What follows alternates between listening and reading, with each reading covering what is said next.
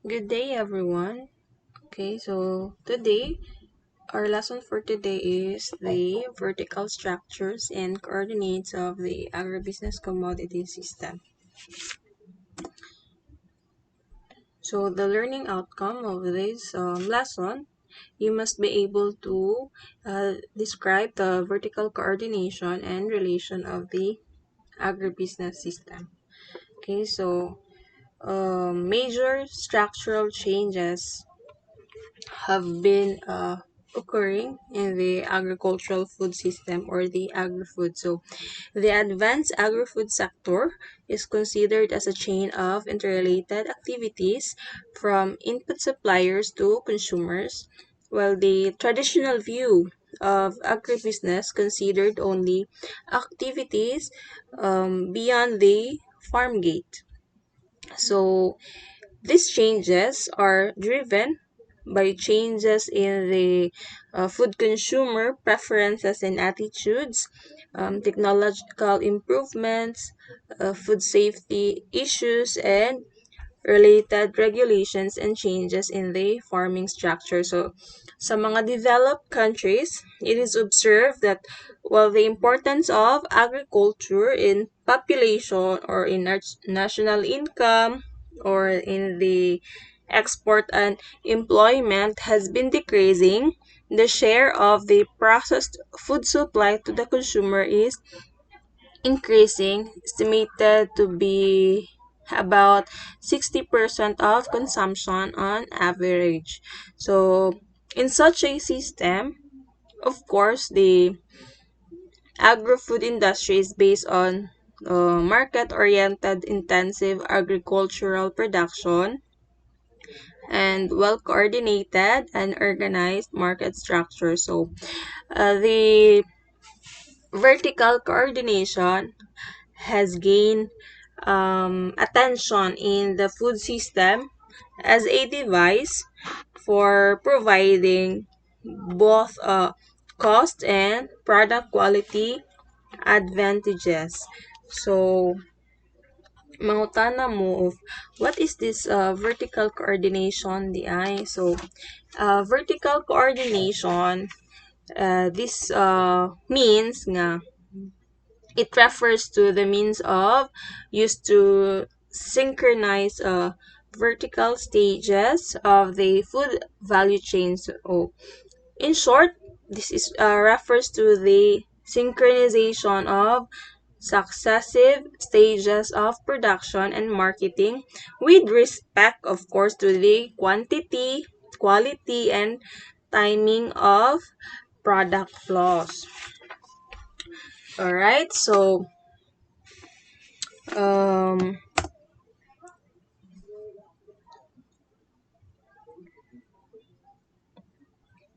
the agri-food, the agri-food sector can be conceptualized as a system of vertically interrelated stages, but we will going to discuss this in our succeeding slides. Okay, so kati siya nga mga stages are tied together through a variety of activities and institutions ranging from the sale of intermediate goods via arm's length transaction agreements to consolidation of two or more stages under the common management of a single firm. So, briefly, this vertical coordination encompasses all means of harmonizing vertically interdependent production and distribution activities ranging from spot markets through various types of contracts to complete integration. So between this extreme class, the one which entails the most direct relationship between large corporations and small farmers is contract farming. So, I've read a book in regards to vertical coordination that in US. So, this system is widely used in developed countries class where it accounts for about, I think, 15% of agricultural output. So, for instance, sa US, 32% of the total value sa ilang agricultural production kay produced under a contract arrangement. So, mao na sa siya sa US. Ang sa Japan sad, I think there's 75% of broiler output was produced under contracts.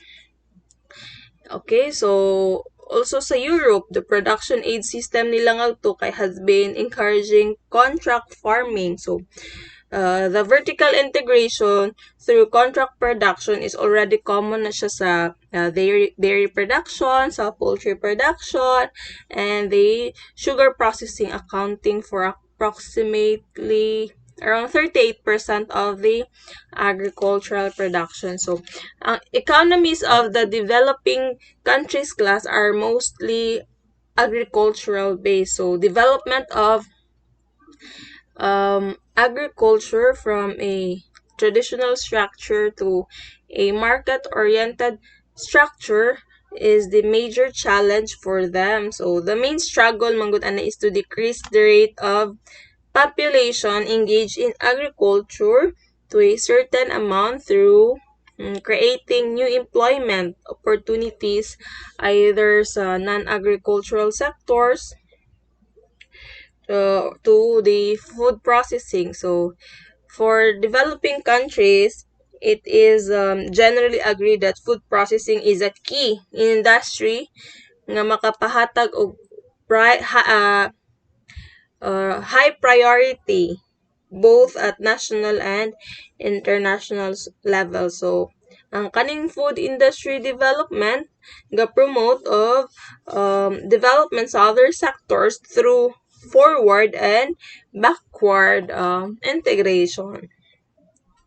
Okay, so food processing in these countries is important to economic growth and to the health of people. So many food raw materials in these countries are not fully utilized. So foods are imported, food shortages exist, and diets are inadequate. So katong mga developing countries such as Turkey must develop their food resources more extensively. So ang development sa food industry not only provides new job opportunities and increased national income via accruing value added, but it also is the way to supply safe and adequate processed food to consumers.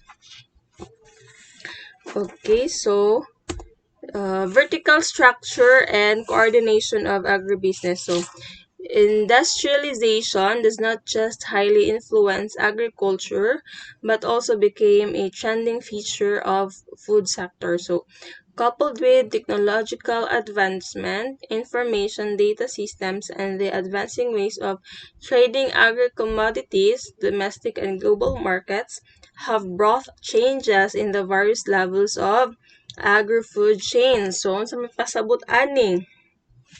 So, agribusiness here, agribusiness enterprise, ga-face sila og very tight or very stiff competition, especially sa agri-food market. So, now, ang interdependence becomes a trend for competitive advantage. So, it boils down to the ability of the agribusiness firm to reduce cost, to increase efficiency, and to sustain delivery reliability.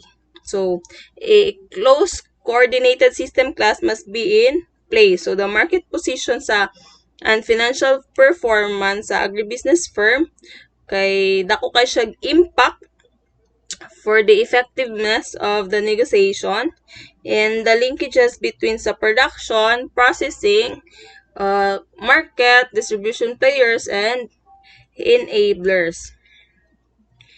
Okay, so vertical coordination as a consequence of the agri-food market changes. So, vertical coordination and arrangement of economic stages stretch from the upstream part of the chain to the downstream part of the chain. So it means it involves transferring of resources between economic stages. So, sa man mga economic stages, of course, katong from the agricultural production, going to the processing stage, going to wholesaling stage, to retailer, up to the end consumer.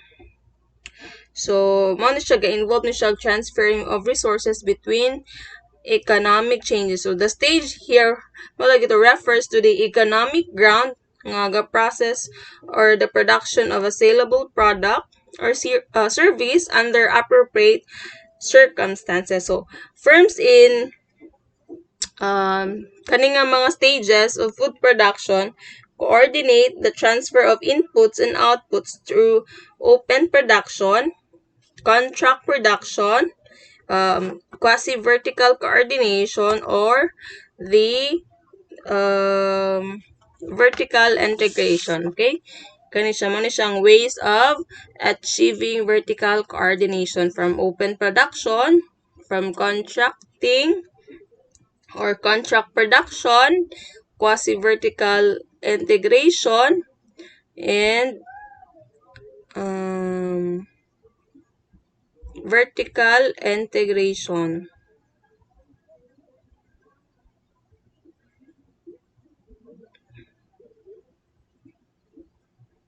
Oh, so sorry.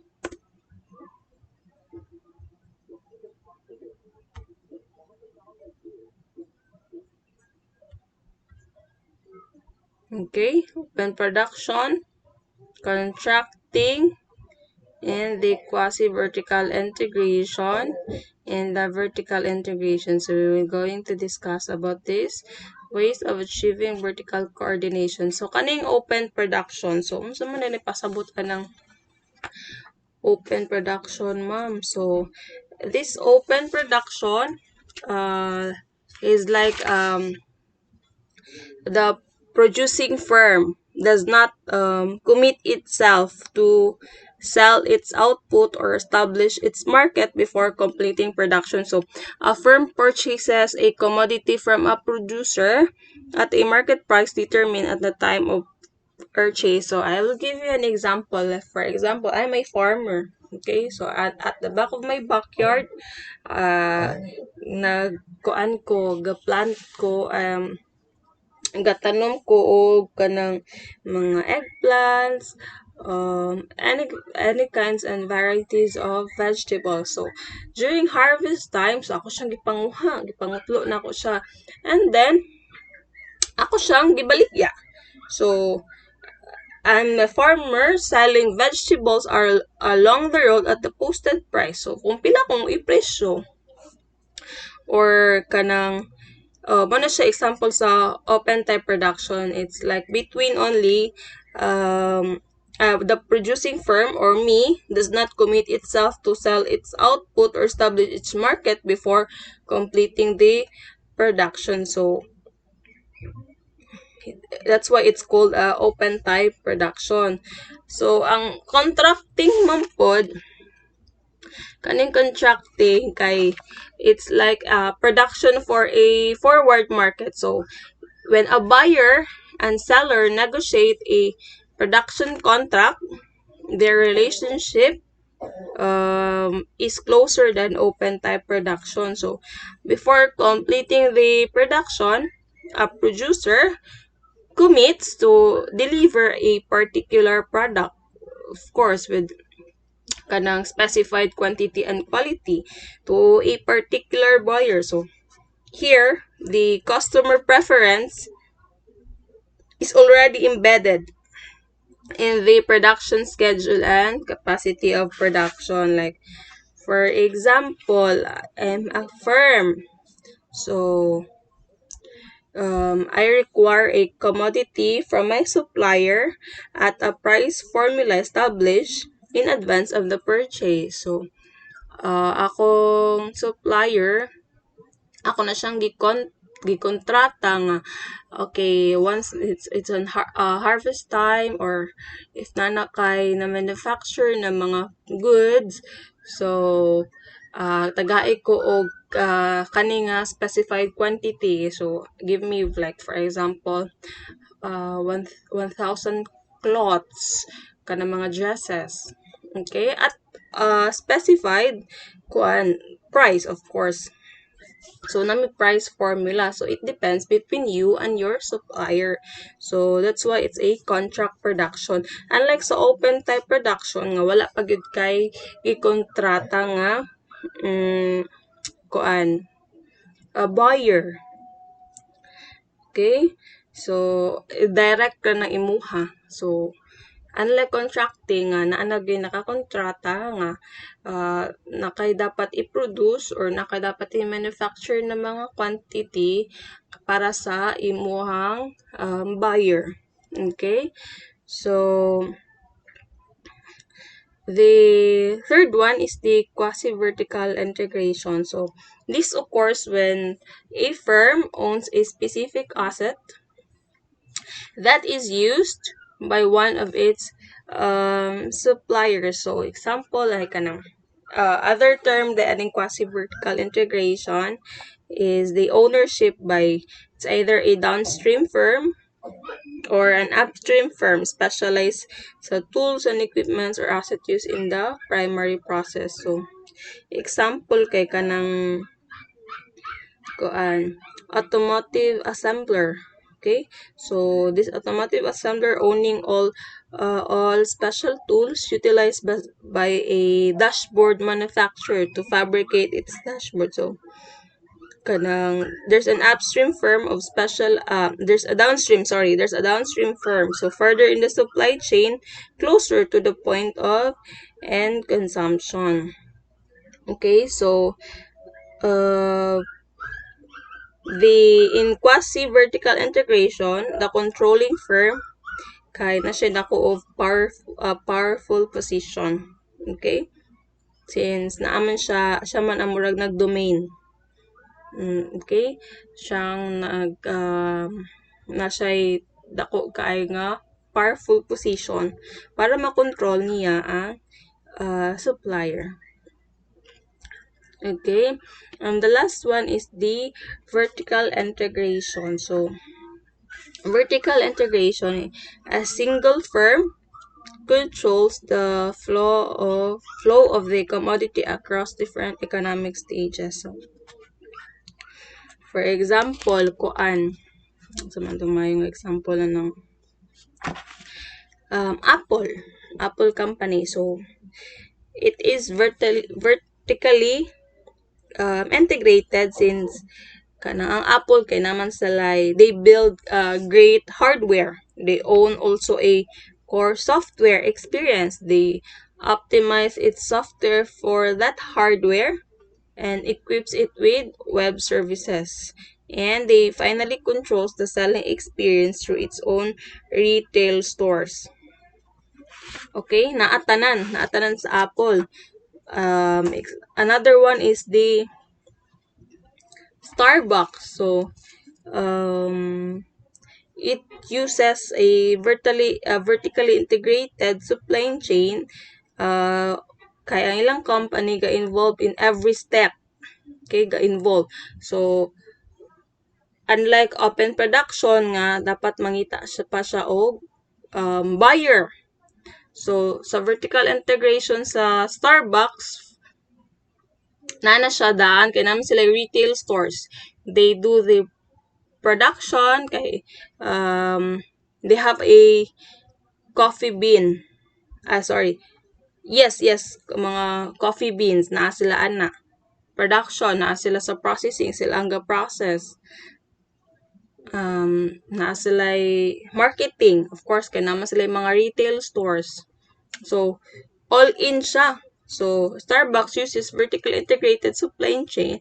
That means that the company is involved in every step of its supply chain process, all the way from the coffee bean to the cup of coffee sold to the consumer. So, ang vertical integration have two types.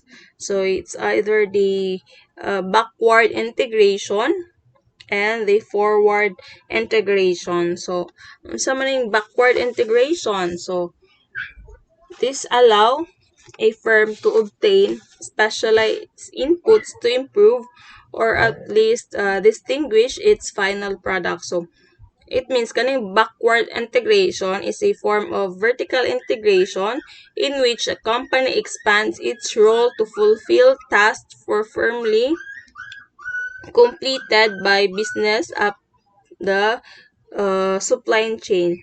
So in other words, kaning background integration is when a company buys another company that supplies their products or services needed for production. So example kanang if you have a company and you might buy the supply for the raw materials. So you are doing a backward integration.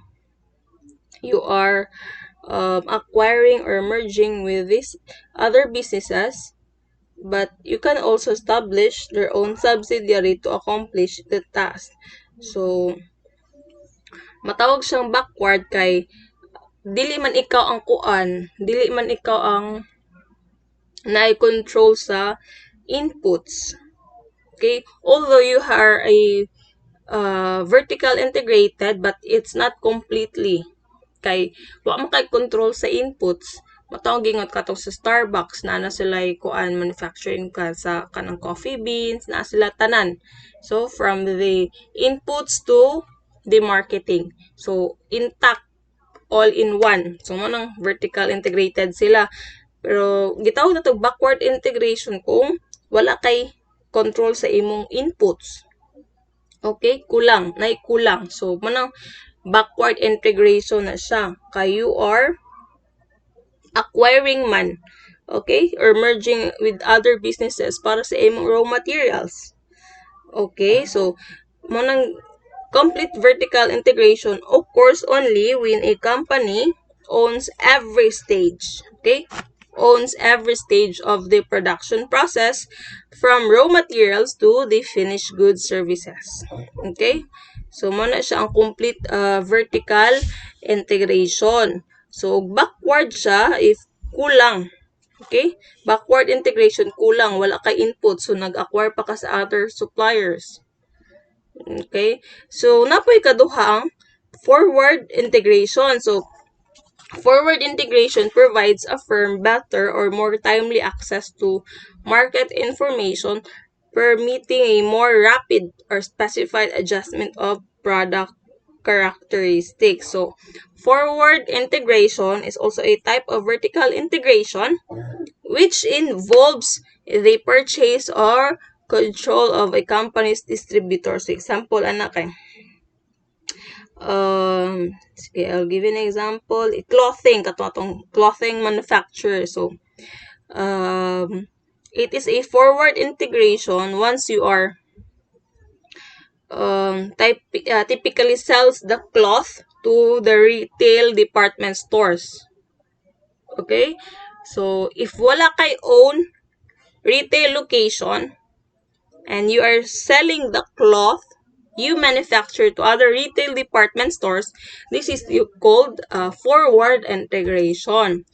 So, your finished products, nga wala day kay giput up nga store, so imo ra siyang ipabaligya sa lain ng mga department stores. So, this is what you call forward integration. Okay? Mahimo siyang backward lang kung you don't have a textile or the material for making the the dresses. So, kato mga tela. Kung wa kay mga tela, so ga-purchase pa ka sa lain nga supplier, dihan na siya matawag nga backward integration. If nakaning tanan, naa kay inputs, nakaning nga materials, nakay tela, napadyo kay retail stores, complete package na. So, you are called complete vertical integration. Pero if wala kay retail stores, imo pang gipabaligya sa laing nga mga department stores, retail stores, ang imong finished outputs, you are under the forward integration. And if wala kay naatod kay retail stores, naka department stores, ang kulang lang gid is wala kay materials, wala kay mga tela, so you are acquiring from other suppliers, you are acquiring the materials to other companies. So this is called the backward integration. So in short, backward integration involves buying part of the supply chain that occurs prior to the company's manufacturing processes, while ang forward integration involves buying part of the process that occurs after the company's manufacturing processes. Backward, before, prior to the company's manufacturing processes. Forward, of course, after the company's manufacturing processes. Okay, hopefully you understand the two types atong vertical integration. So, if it's complete, naakay um, complete sa supply chain, then you are vertically integrated. Okay? Next one. Main incentives for vertical coordination. So the first one is the reduction of transaction cost. So vertical coordination can reduce supply or demand uncertainty and price fluctuation risk. So, okay, remember, vertical coordination can reduce supply or demand uncertainty and price fluctuation, so they improve the market position. So the vertical coordination creates entry barriers in case of significant economies of scales or requirements of the capital. So the more important net contribution, take note, the more important net contribution of integrations there are, the greater pressure on other firms there is to integrate. Again, the more important net contributions of integrations there are, the greater pressure on other firms there is to integrate. Okay. Next one is the enhanced ability to innovate and to differentiate.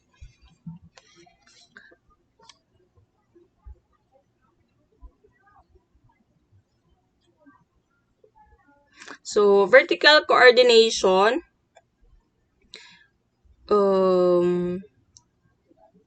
may cause the firm to require less information and so reducing the cost. So, diri na siya musod sa more efficient exchange of information and of organizational structures. So, of course, the potential cost advantage must be balanced against the disadvantage of the possibility of missing advantageous external opportunities. So, an integrated firm can use the prediction of consumer demand for the final product at all stages of its vertical chain. So besides, katong mga vertical integration facilities and introduction of more efficient and specialized procedures and organizational structures to improve the production. So, mo ni mga vertical coordination incentives, reduction of transaction cost, enhanced ability to innovate and to differentiate, reduction of risk, more efficient exchange of information, and organizational structures. So, if there is a advantage, there's also a disadvantage. So, vertical coordination may have several disadvantages such as dulled incentives or the reduced flexibility. So, include na siya si dissipation of resources, reduced flexibility, high demand of capital, and the rigidity of organizational structures. So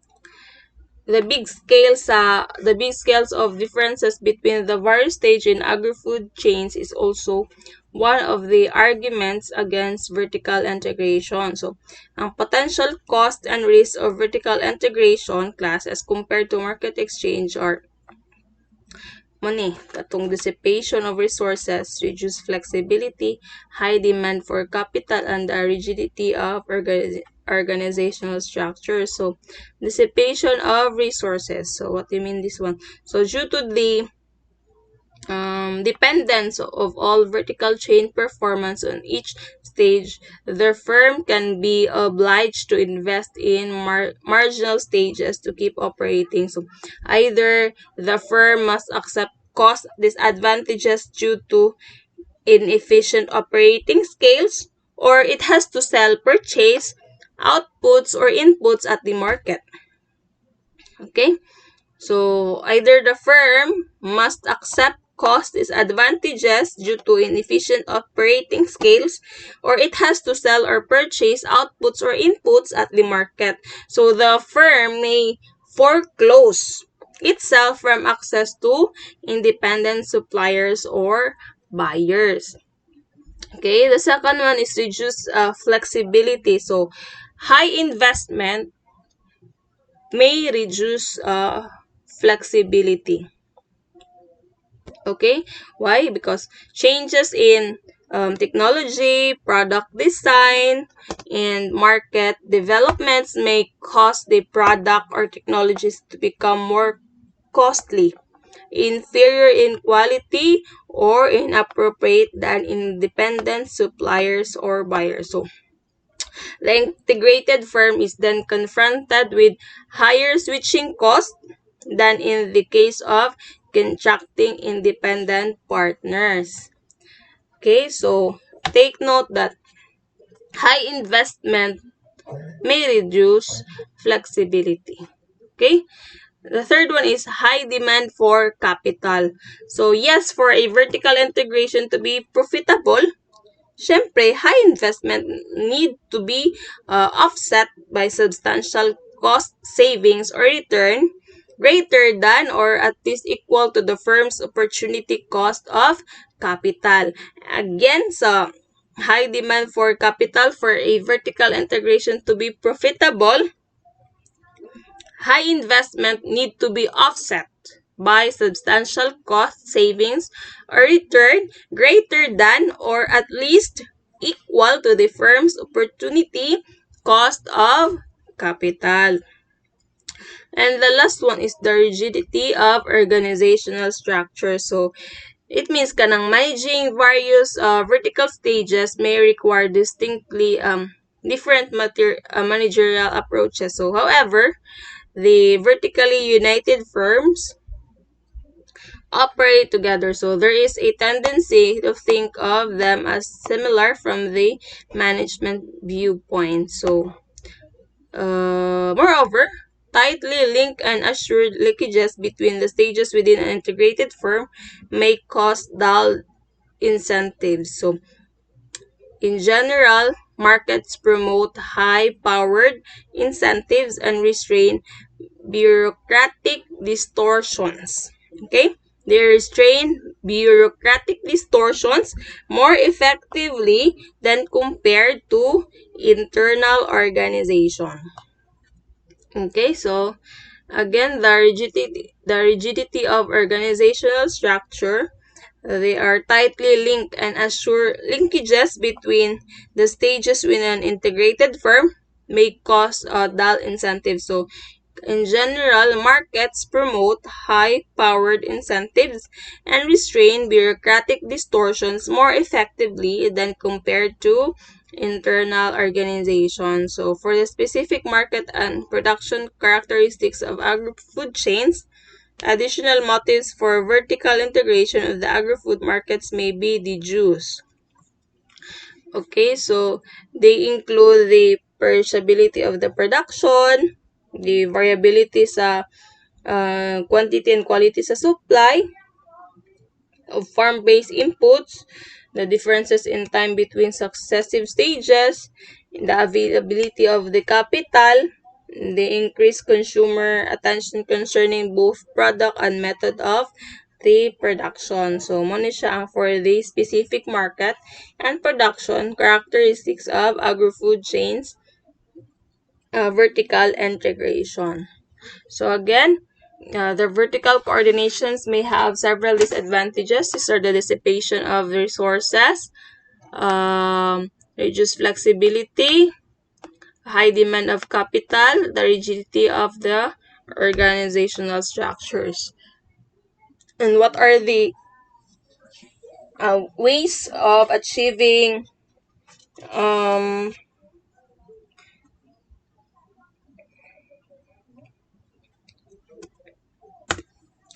vertical coordination? The open production, the contracting or the contract farm, contract production, the quasi-vertical integration or the QVI, and the vertical integration, so includes the backward and the forward integrations. So that would be all for the vertical coordinations and structures and coordinates.